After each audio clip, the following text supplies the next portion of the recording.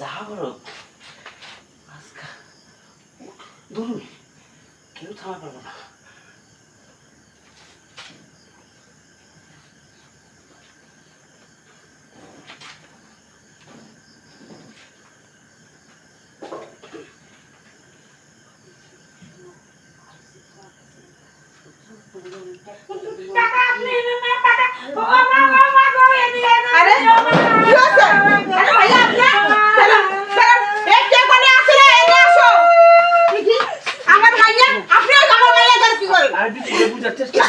কি হয়েছে কি হয়েছে হ্যাঁ আপনার জায়গায় কিছু হয় নাই।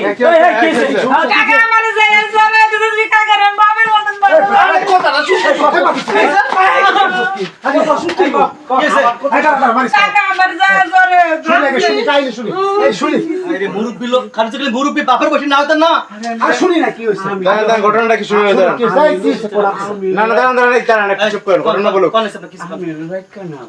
হ্যাঁ আপনারা জানেন সবাই তো রাইতে বেলা হঠাৎ আমার টেলিভিশনে সকালে দেখছিলাম ওই ডেঙ্গু মশা কামড় দিলে হলে মানুষ মারা যায়।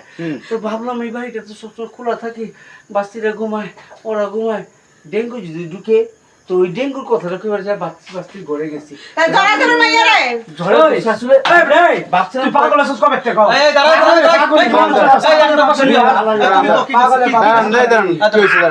জিজ্ঞেস করি ঘুম ঘুম দরজা লাগাতে পারি না, মনে হচ্ছে মায়ের তো লাগিয়ে দিবনি এনে ইয়ে করে দেখি হে আমার এর শুনলে মা দাদা আমরা যাইতে ধরছি এমন না ইচ্ছা করে করছে আপনারা যা করেন চেয়ারম্যানে করবে মুরব্বী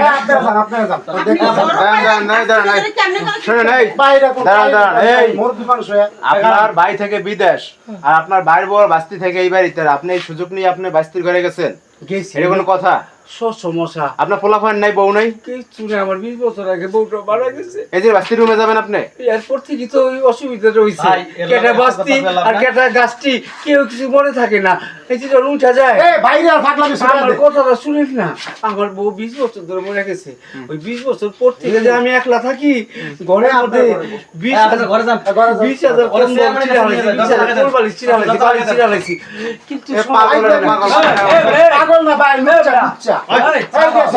ভাই একবার মাফ করে দেন না ভাই। মাপ নাই একদম বয়স হয়ে গেছে।